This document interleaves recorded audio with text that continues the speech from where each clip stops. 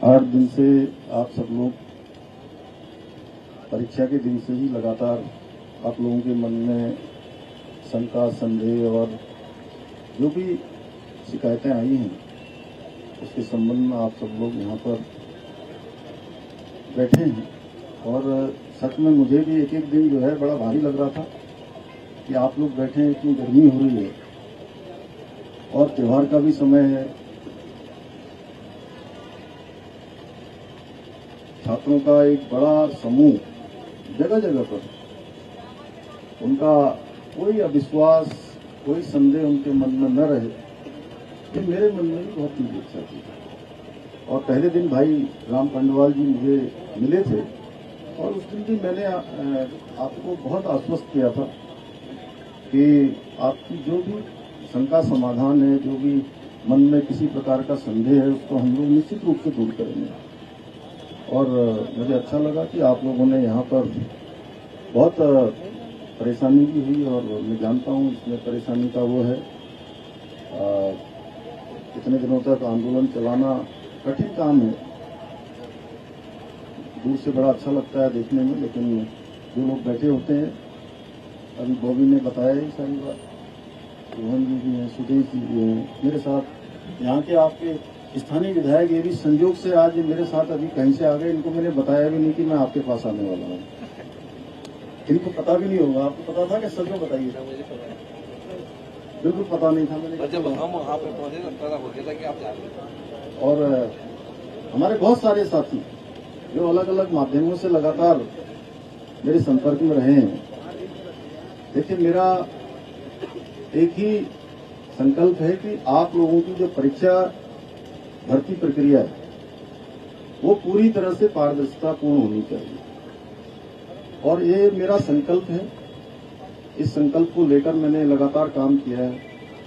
मैं जानता हूं एक नौजवान, युवा, छात्र, हमारे बच्चे जब अपनी पढ़ाई पूरी करते हैं या पढ़ाई करके भर्ती प्रक्रियाओं की तैयारियां करते हैं, परीक्षाओं की तैयारियां करते हैं, तो उनके मन में किस प्रकार के उनके सपने होते हैं, किस प्रकार का उनका जीवन का आगे का एक भविष्य के लिए एक मैप होता है।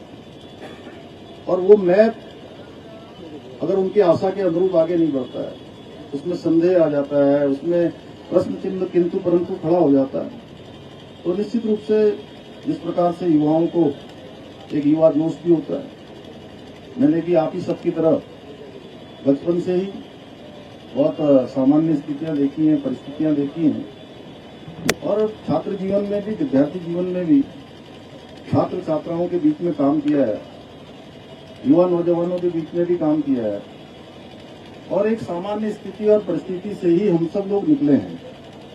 हमारा सबका परिवेश एक जैसा है और देवभूमि उत्तराखंड में सभी छात्र छात्राओं के मन में यही रहता है कि हमको पढ़ाई लिखाई करने के बाद केवल औपचारिक रूप से पढ़ाई लिखाई नहीं करनी है, पढ़ाई लिखाई के बाद हमको सरकारी नौकरियों में ही जाना है।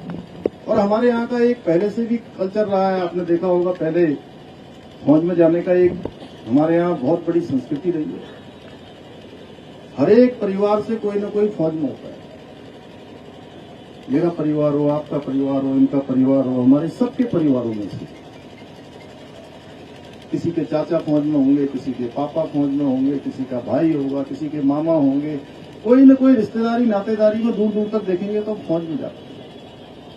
और बड़े सम्मान की बात भी हमारे लिए देवभूमि के लोगों के लिए मानी जाती है, इसीलिए इसको देवभूमि के साथ वीरभूमि भी कहते हैं। और देश के हर 5वें सैनिक में से, छोटा राज्य होने के बाद भी, हर 5वां सैनिक हमारे राज्य उत्तराखंड का होता है, हमारी देवभूमि का होता है। उसी प्रकार से सरकारी नौकरियों में जाना भी एक बहुत सम्मान का विषय हमारे यहाँ होता है। उसमें मैं बहुत विस्तार में नहीं जाना चाहता। आप सब जानते हैं कि कोई बड़ा व्यापार करता है वो भी अच्छा काम है। अब जो हमारे नए युवा आ रहे हैं वो रोजगार की जगह स्वरोजगार को भी अपना रहे हैं, लेकिन आज भी सरकारी नौकरी में जाना हर एक युवा का सपना होता है। और उसमें ही कहीं प्रश्न चिन्ह खड़ा हो जाए तो सच में बहुत दुविधापूर्ण स्थिति है। वो आप लोगों के लिए नहीं, मेरे लिए भी है, व्यवस्था के लिए भी है। और पिछले दिनों जो प्रकरण आया है उस प्रकरण के लिए हमने एसआईटी की जांच शुरू करवाई और हाईकोर्ट के सेवानिवृत्त न्यायाधीश यूसी ध्यानी जी की अध्यक्षता में एक कमेटी ने काम करना अभी प्रारंभ नहीं किया है। लेकिन आप सबके बीच में से बार बार ये बात आ रही थी कि नहीं, हमको कुछ जांच करनी है। आप सब लोगों के साथी लोगों ने मुझे राम कंडवाल जी का एक हमने ज्ञापन भी दिया है। देखिए, हमारी मंशा बिल्कुल साफ है, बिल्कुल स्पष्ट है। और मैं सबसे ज्यादा परेशान तो तब हुआ जब देखिए इतनी गर्मी हो रही है। अभी तो थोड़ा बारिश भी हुई है आज, लेकिन उसके बावजूद भी इतनी गर्मी में आंदोलन करना, यहाँ बैठना, यहाँ रहना, ये बहुत कठिन काम है। और सच में आप सब लोग गर्म में रह रहे होंगे तो मैं उस गर्मी को महसूस कर रहा था। मैं कोई भाषण के लिए नहीं बोल रहा, तो इसलिए मुझे लगा कि मुझे आप सबके बीच में ही आना चाहिए। ये बातचीत मैं अपने कार्यालय में भी कर सकता था, वहां भी कर सकता था, आप लोगों से वहीं बातचीत हो जाती, लेकिन मैंने कहा कि नहीं, आज मैं आप सबके बीच में आता हूं, वहीं पर जो है बात करता हूं। आपको पता ही है, पिछले अगर 3-4 सालों की मैं बात करूं तो अभी तक 25,000 लगभग नियुक्तियां संपन्न हो चुकी हैं। और बोल रहे हैं और सभी भर्ती प्रक्रियाएं सफलतापूर्वक संपन्न हुई।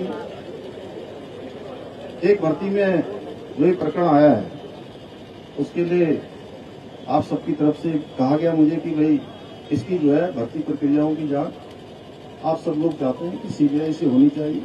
तो मैं यहाँ पर ये आप सबके समक्ष कह रहा हूँ कि किसी प्रकार की कोई संदेह आपके मन में न रहे, कोई अविश्वास न रहे। हम इसकी सीबीआई से जांच की संस्तुति करेंगे।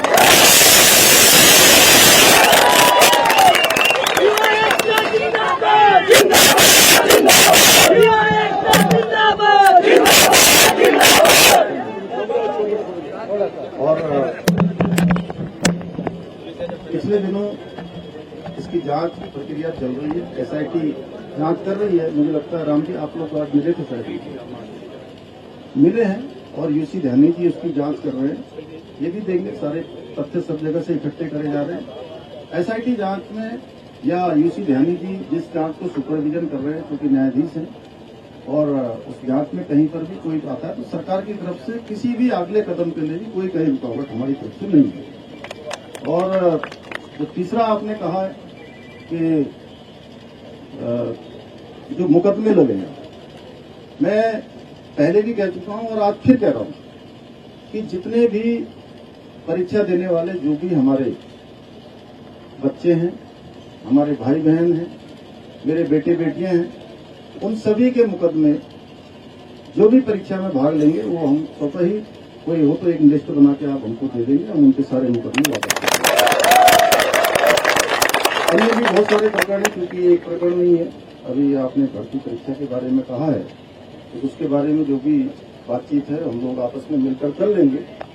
और अब क्योंकि ये कोई एक दिन का काम नहीं है, एक प्रकरण था, इस प्रकरण की शुचिता बनी रहे, इसमें जो संदेह है वो संदेह दूर हो। और मैं आपसे कहना चाहता हूं कि मैं बिल्कुल नहीं चाहता कि एक भी प्रश्न चिन्ह किसी भी भर्ती प्रक्रिया में कहीं पर खड़ा हो। और मैं वो उसके बारे में बोल दिया, वो हो गया वाले प्रश्न,